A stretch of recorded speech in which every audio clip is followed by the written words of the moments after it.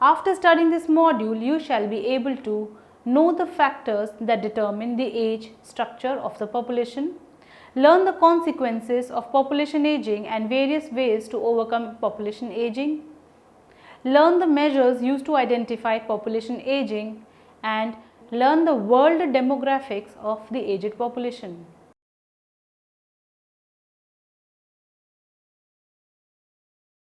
The process of aging occurs when the individual grows old, and this process is continuous in nature, which begins when the baby is conceived and ends when the person dies. According to Comfort in 1960, aging is described as an increased loss of vigor with the passage of life cycle. Population aging is defined as a phenomena which occurs when there is an increase in the median age of a region or a country. It is a process where older persons, usually 60 plus, have a larger proportion in the total population. It also has been suggested that the population may be arbitrarily defined as aged when the percentage of persons above the age of 60 in the population exceeds 8%. Let us now come to study the historical evidences of population aging. The world population has been encountering critical aging, the process that outcomes in the rising extents of older persons in the aggregate population since the mid-20th century. Maturing had begun earlier in the more developed areas and was starting to happen in some developing nations, and was turning out to be more evident at the worldwide scale around the season of the International Conference on the Population and Development occurred in 1994 in Cairo, Egypt. Populace maturing was further cutting edge by the Second World Assembly on Aging, which took place in Madrid, Spain in 2002, and the demographic projections around then confirmed an unmistakable pattern of continued maturing, which would undoubtedly consolidate amid the 21st century. Let us now understand the factors that determine the age structure of the population. There are mainly 5 important factors which determine the age structure of the population. First is the role of fertility. The fertility of women in a country determines whether the population of that country is old or young. When the fertility rate of any country is high, then the birth rates are also higher, and the number of children born by these women is large, which leads to the population to be younger. While when the fertility rate is low, then the birth rates are lower, and the number of children born is also low, which leads to the population to be older. There is a larger proportion of children when the birth rates are high relative to the adults of the parental age. The sustained high levels of birth rates result in large population of children and a small proportion of the old population and a low median age. When there is a persistence of low birth rates, it results in a small proportion of children and a large proportion of old people.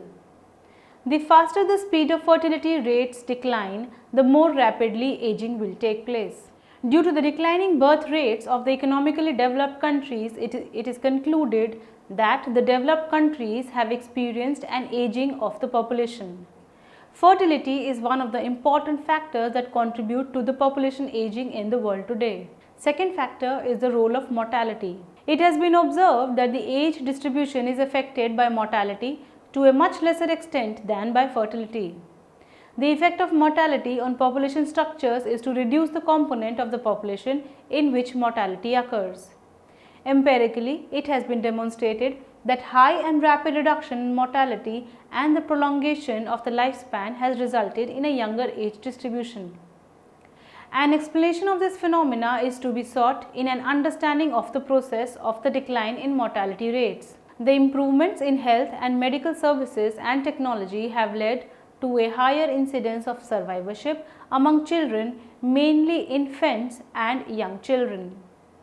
When the mortality rate of any country is already very low and the expectation of life at birth is almost 70 years, there is not much scope for any large increase in survivorship during infancy and early childhood.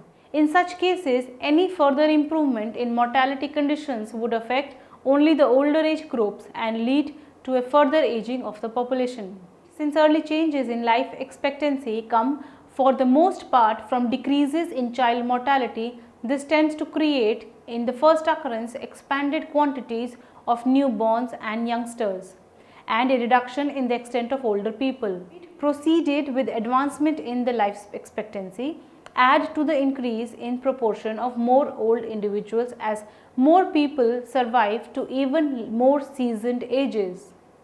Thus, eventually lower mortality and higher life expectancy end up strengthening the impact of low conception rates on population aging. The diagram shows the factors that lead to population aging, and some of these factors are family planning, changing attitudes and increased longevity, which result in lower fertility rate and lower mortality, leading to aging of the population. Let us now study the third factor, which is the role of migration. Two important factors have to be taken into consideration for determining the effect of migration, which is the volume of the net migration and the age distribution of the net migrants. If the net proportion and the number of young adults among the net migrants are large, the effects of the aging of the population tend to increase drastically. Since these young adults can participate in reproduction, they also add proportionately to the flow of births. If, on the other hand, net migrants contribute mainly to the increase of those who are above the age of 30, the aging process tends to get accelerated. Thus, whether the age structure of a population would be affected, and if so, in what direction, would depend on the volume of the net migrants and the age distribution of the net migrants. Let us now study the fourth factor, which is effects of war and natural disasters. Wars directly affect the age, sex structure of a population, as war casualties usually occur among men in younger age groups. The age structure is also affected by the wars, which has an indirect effect on fertility because of the separation of the men in the armed forces from their wives for long periods during the wars, which inhibits fertility. However, in the immediate post-war period, there is often a baby boom because couples unite once again, and marriages which were postponed because of the war are solemnized. Natural disasters like floods, earthquakes, etc. may also affect the age-sex structure of the population, as such disasters may affect children, women and older persons to a greater extent than young men. Next factor is the advanced medical facilities. Life expectancy rate is increased over time due to advanced medical care facilities. Enhancements in medicinal, surgical and palliative consideration, anti-infection agents and welfare state have brought about incredible increment in life expectancy in the developed countries, where life expectancy has expanded in the middle to upper 70s or lower 80s and rising consistently. Most countries, including developing countries, show a consistent increment in the lifespan over time. An increment in lifespan raises the normal age of the population by expanding the quantities of surviving of older individuals. Maturing is also partly the result of the pattern towards longer and, for the most part, healthier lives of the individuals. Since chronic and degenerative sicknesses are more basic at older ages, they bring about an increment in the commonness of non-communicable illnesses at the population level. Let us now study the characteristics of an aging population. The following are the characteristics of the aging population, which is increased prevalence of pathophysiological markers, increased prevalence of chronic disease, decreased functional capacity, decreased physiologic reserves and adaptability, decreased social capital, increased utilization of medical services, marked heterogeneity, vastly increased numbers. Physical size. Both standing and sitting height decreases with age, beginning with males around 40 and females at 43. Weight increases in the middle years and decreases in the older age. Men achieved a maximum average weight of 172 pounds in 34 to 54 years range, but fell to 140 pounds by age of 75. Let us now study the measurements of population aging. Measurement of population aging is important because it shapes our perceptions towards the demographic trends.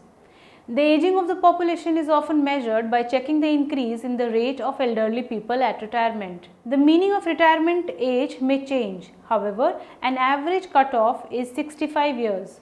And nowadays, a society is considered relatively old when the extent of population aged 65 and over surpasses 8 to 10% of the total population. Another measure of the aging of the population is EDR, or the elderly dependency ratio. This is characterized as the quantity of the people of retired ages compared with the quantity of those of working ages. Created by Ryder in 1975, it characterizes an individual's age as indicated by the number of years that he or she is expected to live, called the life expectancy rate. This ratio otherwise is known as elderly dependency burden, or old age dependency ratio, or age dependency ratio. Age structure is additionally measured through the aging index, likewise called the elder child ratio, which is characterized as the quantity of individuals aged 65 and over per 100 youths under the age of 15.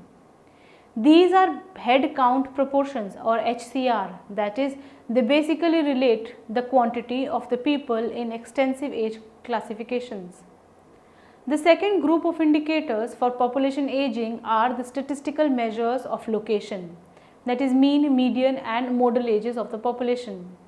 The median age, the age at which half of the population is older and the other half is younger, is indicator which is used widely.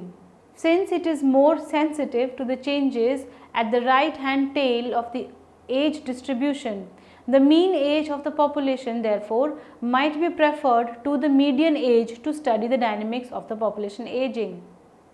The purpose of studying the aging of the population is to explore the age distribution through a set of percentiles or by analyzing the population pyramids using graphical representations. Researchers normally use population pyramids to portray both age and sex distributions of the populations. The diagram shows an example of how the population pyramids are used as indicators for measuring population aging in Japan.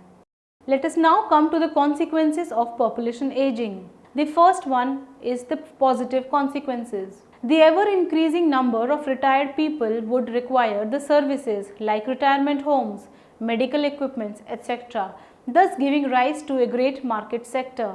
Population maturing in all probability prompts a decrease in the work drive. The increment in the laborers' education levels can pretty much make up for this decline through larger amounts of profitability and productivity. Changes in the structure of age and a declining population size are connected with lessened utilization of energy, intensive goods and lower emissions of carbon dioxide. Also, as life expectancy expands, individuals would acquire, all things considered, at older ages and possibly utilize a portion of the legacy to either subsidize their retirement or to give monetary help to their offsprings as they get to be grown-ups or adults. In addition, as families have fewer children, legacy will be part between fewer individuals, so that everything else being consistent, people would receive more by and large. As individuals live longer, they tend to stay healthier longer. Considering a study by researcher Leuscheng, the normal German man in 2050 will spend 80% of his lifetime healthy, contrasted to 63% today.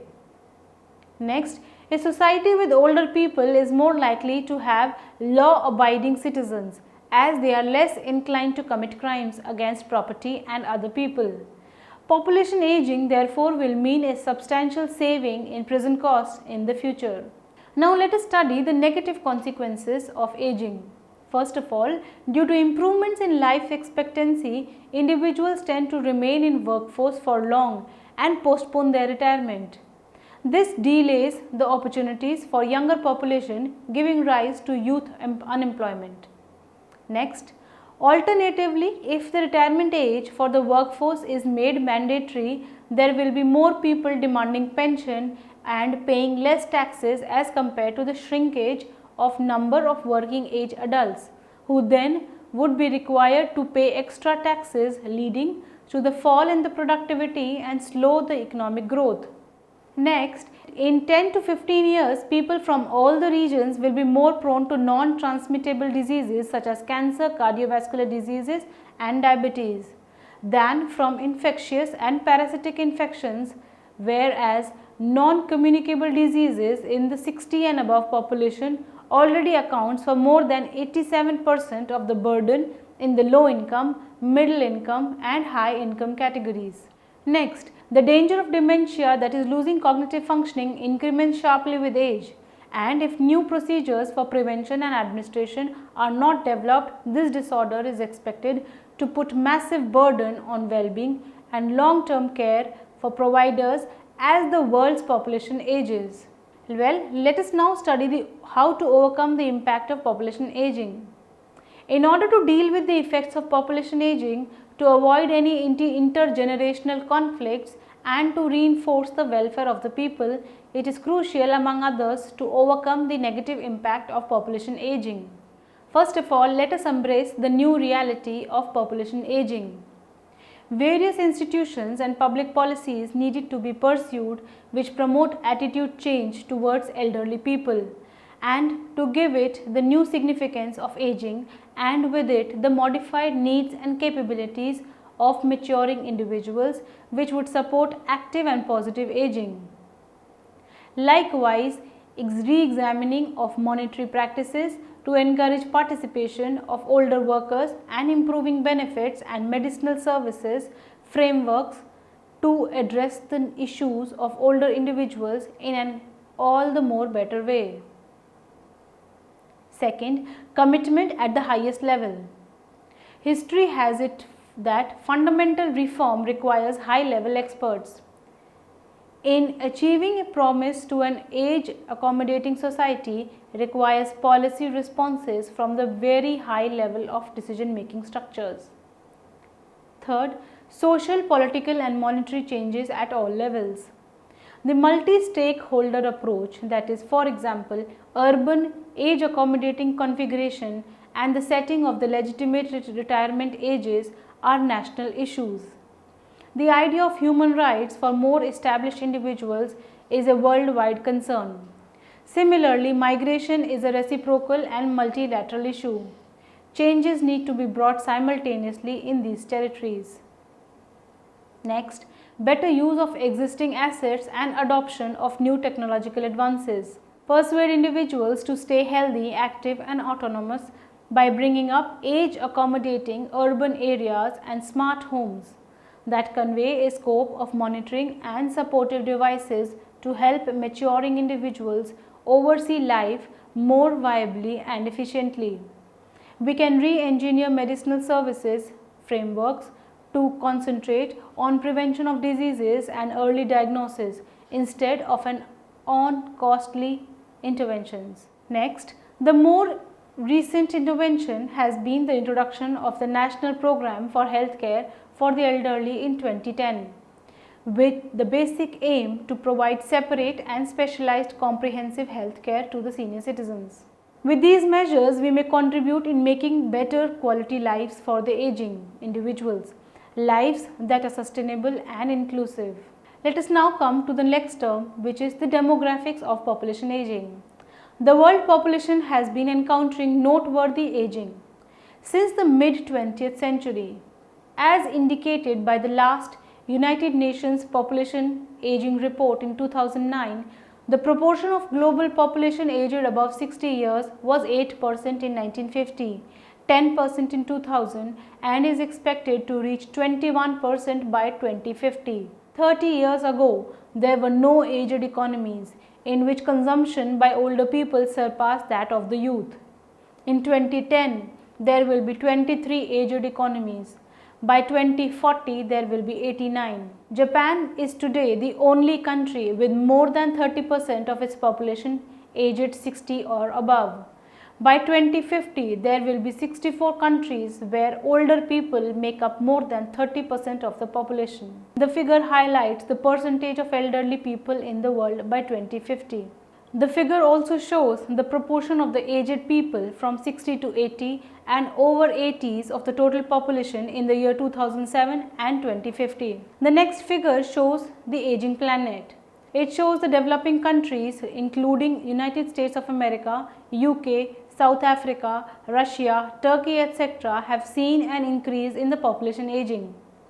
According to the United Nations Department of Economic and Social Affairs data, the world average mean is 29.2. The proportion of elderly people from the total population is 11.7%. The median age of Japan is the maximum, which is 45.9, which means that Japan has maximum number of people above age of 65. The figure also shows the increase in the older population from the year 1985 to 2014 in the developed nations including France, Germany, Japan, Italy, USA and UK. The graph shows the percentage of the aged population in the developing and the developed nations in the year 2005 and 2050. The second point under demographics that we will study is developing nations, India and China. A report released by the United Nations Population Fund and Help Age India to mark the International Day of Older Persons observed on October 1 suggests that India has 90 million elderly persons in 2011, with the number expected to grow to 173 million by 2026. Of the 90 million seniors, 30 million are living alone and 90% work for livelihood. The report says that the number of elderly women is more than half of the elderly men. Nearly 3 out of 5 single older women are very poor and 2 out of the 3 rural elderly women are fully dependent. There is also an increasing proportion of the elderly at 80 plus ages and this pattern is more pronounced among women. The study undertaken in Kerala, Tamil Nadu, Maharashtra, Odisha, West Bengal, Punjab and Himachal Pradesh by Help Age India suggests that 1/5 of the elderly are living alone. This proportion has registered a sharp increase in the past 2 decades and is more evident in the case of elderly women. The graph highlights the number of elderly people aged 65 plus in developing countries including China and India. In India, the number of elderly people are rising from around 60 million in 2010 to around 225 million projected in 2050. While in China, the number of elderly people in 2010 is around 110 million, which is projected to increase to over 325 million in 2050. By 2050, India will be home to 1 out of every 6 person of the world's older persons. And by 2050, nearly 80% of the world's older persons will live in developing countries, with China and India contributing to over 1/3 of that number. Well students, now let us summarize what all we have discussed in this module. First of all, population aging is defined as a phenomena which occurs when there is an increase in the median age of a region or a country. There are 5 main factors which influence the age structure of the population, including the role of fertility, the role of mortality, advanced medical facilities, role of migration and the effects of wars and natural disasters. Social, political, economic and health consequences occur due to the aging of the population, which can be positive as well as negative. Therefore, the impact might enhance the society and can cause harm to the society as well, while the negative impact can also be reduced. Population aging can also be measured using various indicators, and according to the demographics, the trend has been increasing since it was 8% in 1950, 10% in 2000 and is expected to reach 21% in 2050.